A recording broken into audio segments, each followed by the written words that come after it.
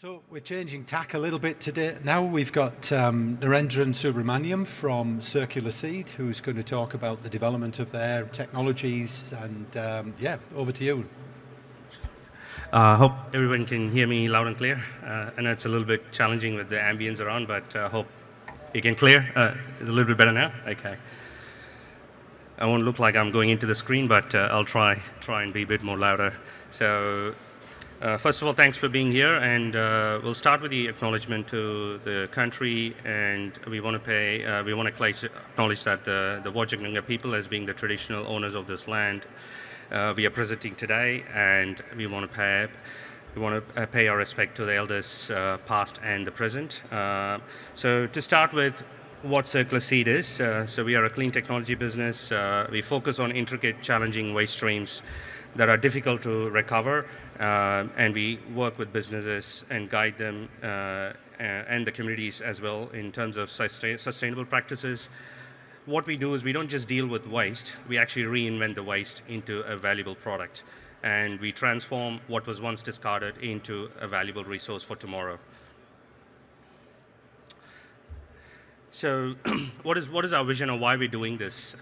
So what we're here for is to transform wasted resource into a prosperity, especially for marginalized communities, because we understand in the metro you have a lot of solutions, but the moment you go outside to regional, remote, and island communities, I think that solutions and the availability of technologies are quite limited in those spaces.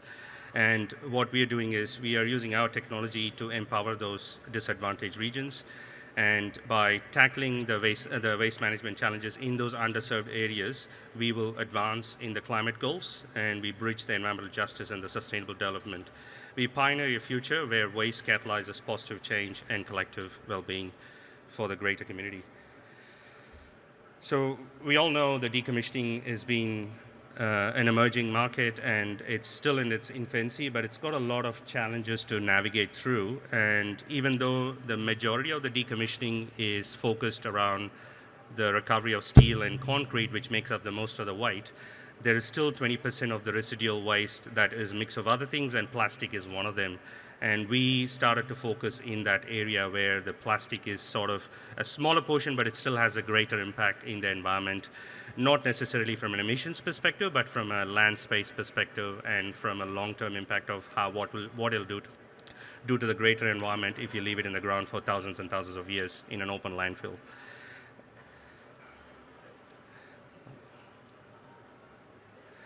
So before we jump into that, we want to look at what is the challenges that we face as a waste management business. Is that there's no unified national standard when it comes to dealing with certain specific waste, especially with plastic, and it differs from state to state, and that complicates the way solutions are implemented across different regions. And one of the key things that we always educate and talk to customers is source separation, because the more you separate at the source where you dispose, the better we can recover. And we help customers in identifying that, and we also work with customers in identifying how you can do that at your decommissioning space so that we can have higher value of that product that you're disposing. And to top it up, we get a lot of engineered plastics, which are more complicated. You get carbon fiber, you get glass fiber, you get a lot of mixed ingredients of plastics in the mix. And the infrastructure capability is still emerging, but it's not there yet. And that is adding up to the problem that is going to come with the volume that's going to be delivered in the next decade or so. And then the biggest challenge we always face is competition with the virgin material cost. No matter what we do and how much we recover, we are always compared against the cost of virgin material. And we always like to look at the resource recovery. So I don't like to use the word waste, but the resource recovery as the pyramid that we all talk about in terms of where it sits in the circular economy. And we, currently, obviously, the focus is not on the top end where we design for circularity, which means we keep using the asset as long as possible in whatever shape and form as possible. And at this stage, that phase is not there. It's more fixed around the middle and the bottom end, and majority of the solution is sitting at the bottom end because of the cost. Because the key challenge we face is also the landfill cost is so competitive that the choice of dumping in the landfill is still, and it's nothing wrong because the policy allows you to do that. So often the choices are taken towards that route. but then we got to look at how we can go up the ladder and how we can use the learnings we are getting from the current process to then implement in the future projects. And circular economy can definitely play a key role in the path to net zero, and that involves integration across multiple value chain in the entire spectrum. So it not only starts from the design, but also it starts from the work we're doing now that can then feed back into the future designs that can help us in making sure that future assets are not, you don't worry about disposing, but you worry about how you can take it to another site so you can reuse it again, so that the concept of disposal doesn't even come into question. But again, that shift in thinking has to come to really make a big step towards a net zero path. So to coming back to what we do and why we are here today is, so as I said, Circular Seed has been focusing very, very much on the niche plastics and the plastic that has no outcome in the market. So we started our technology development with a decentralized model where we take our technology to the source rather than bringing the waste to us. And we have an operational plant here in Bibralike, which for customers to come and have a look at. And we've been doing testing with consumer plastics, mixed plastics, medical waste as well. We've done some initial trials with some decom umbilicals that we got as a trial. And some of the interesting results we got out of that is that we're getting, we use a catalytic process that is proprietary to our solution, and the entire unit is in a 20-foot container. And what we're demonstrating there is that a plastic that cannot be mechanically recovered can have another route of recovery, which is through the chemical. And we produce, depending on the type of customers, either we produce a low sulfur fuel, or we provide the feedstock for then producing, for using the hydrocarbon as a feedstock in the further distillation in the bigger steam crackers. We reuse our energy excess gas that we get from our own system, and we have created some interesting products with the black carbon that we get from the process into another product. So again, our focus is how can we not produce more waste from our own process, but have valuable products coming out of that. One of the interesting trial, and we sort of navigated or went into this path because we found that landfill is probably the most complicated place to start, but it's also the most interesting place to demonstrate our capability. So we've been running this trial in India for the past 18 months. We've now got local interest where we're going to be doing some more landfill trials with some of the samples delivered to a facility. And we've been demonstrating a model here where this unit is sitting at the facility where they're removing waste from the landfill, and we are processing it into a blendable diesel. And with this particular trial, what we have managed to do is we are able to substitute 50% of virgin diesel with 50% of our own diesel, which reduces the carbon footprint that comes from buying and transporting and using all of that. So again, there's ways you can reduce your carbon footprint in a way that you can always look at. And while we're doing that, we are removing or we are emptying the landfill as well, which is another opportunity for these landfill operators to look at what they can do.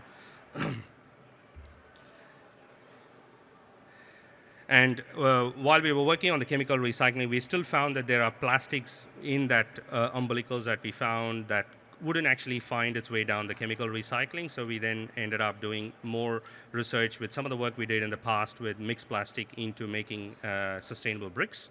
And interestingly, we managed to make a brick. Actually, it's, you can see it on the top right corner, those paver blocks. I'll show it in the next screen. So we use a mix of a proprietary ingredient that we use, which is all the byproducts from our process. So we have the carbon black, we have the plastic, and then we also use foundry waste or the slag waste from the furnace as our ingredient. So there's no virgin material, it's all recycled material, and we make them into sustainable bricks. And some of the interesting data we got is for every kilogram that we recycle in this process, we actually save 3 kilograms of virgin material that comes into making the same brick. So there's a lot of benefits that comes with that. And this was a trial that we did with the samples we got. We deconstructed the umbilicals that we got, we granulated that into different plastics, and we identified which plastics we can use and we can't, and then we mixed it with the carbon black that we got. So in this trial, we only used the plastic and the carbon black, and then we heated and then made it into a paste and made it into a brick, which as you can see on the right-hand side. Currently, it's going through more testing to validate with the civil applications, but we found that it's 2.5 times stronger than a standard brick. and this brick can come back to our facility to then be remade again. So it doesn't have to go to landfill again. So again, thinking circularity in mind, that this can be shredded, granulated, and then made into the same process again. So it's all good. We are doing recycling, everything, but I think the important message everybody wants to understand is what is our impact? Why are we doing this? So with the landfill trial we've been doing, the data that is being coming to us is that we are producing 60% less carbon emissions compared to a waste-to-energy plant that is sitting right next to our facility in that landfill. We don't release any dioxins and furans because our solution runs in an oxygen-free environment with the pyrolysis. And by recovering the waste from the landfill or not sending it to landfill, we are also stopping the disease spread because the ecosystem is affected by this littering problem that comes from the landfill or from the public just normally disposing waste. And the diesel that we've been producing, we have calculated the emissions associated with that, and we found that it's 14% of a conventional crude oil production into a diesel. So again, there is environmental benefit that comes from that process. And our solution currently creates 25 or more than 25 jobs for every 500 kilogram per day system that we implement. And again, as I said, our focus is always to be on the top of the ladder, to be designed for circularity. So we don't talk about disposing, but talk about how we can keep this material in the loop as long as possible. So where does Decom come into this place, and how can they play a role? So obviously diverting waste from landfill, so by engaging with players like us, we can come and demonstrate how we can recover more value from already the steel and concrete has got outcomes, but the residual waste is where we would like to come and demonstrate how it can be further recovered, but more importantly, how these learnings of recovery process can then be fed back into the business as an education for future procurement of new products. So how can you make decisions so that the future products you buy don't have the same problem, so that when you come to dispose it, you don't end up with the same challenge again. How are you going to dispose it? Who's going to come and dispose it? And how complicated it's going to be to recover it? And then how it can then feed back into the design so that you can then, as I said, not worry about throwing the asset, but rather reusing the asset or redeploying the asset to someone. And then we also measure and monitor and report on the environmental impact that comes from that process, which is another valuable data that customers want to see. So in summary, what Circular Seed has seen is that with our process and with our facility that we have in Bibra Lake, we've been producing pyrolysis oil that we'll probably come and show you a little later while I walk around. We have an operation unit here that produces oil, and we use different batches for that, but what we found is that we use less energy and less water in the process. We are trying to use the materials more efficiently so it can be recovered on an ongoing basis. Our greenhouse gas emissions are comparatively lesser when you compare to a virgin material. By working with us, we help the businesses improve their brand value because now we report and show the full pathway. We're very transparent with our process. We get our customers to come and see the process. We report, we send the data to the customers. And also, by doing this, you can reduce your cost across the value chain. And as I demonstrated with the landfill, where they're substituting the blendable diesel with virgin diesel, they have now reduced their virgin cost, the buying cost of the virgin by almost half. So again, there is value that will come across the spectrum. So it's not just looking at the waste disposal cost, but it's across the spectrum is how we see the value. And overall improve your corporate social responsibility, which is another key focus area for all the customers.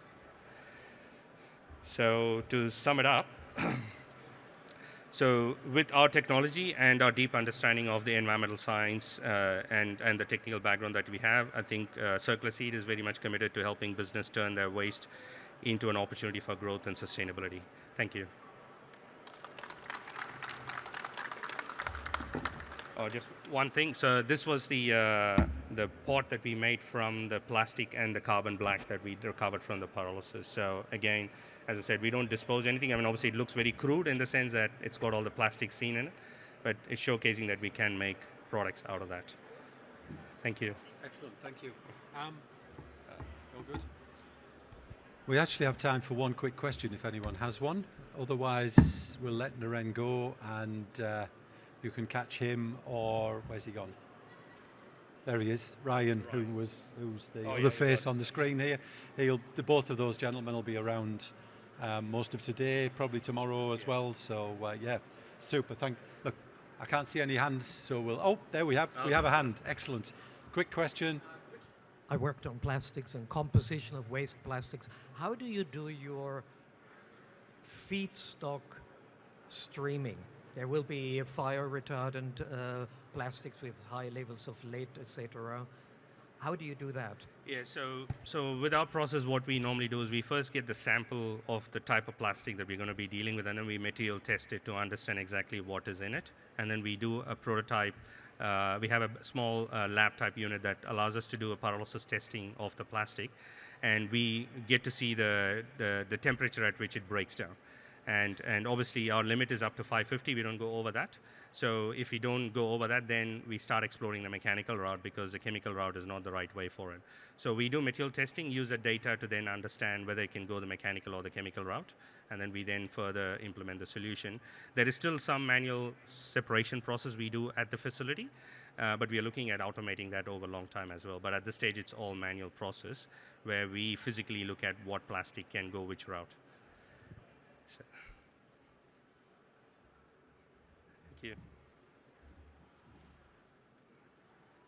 Excellent, thank you. Thanks for the question, and thank you, Naren, for that presentation.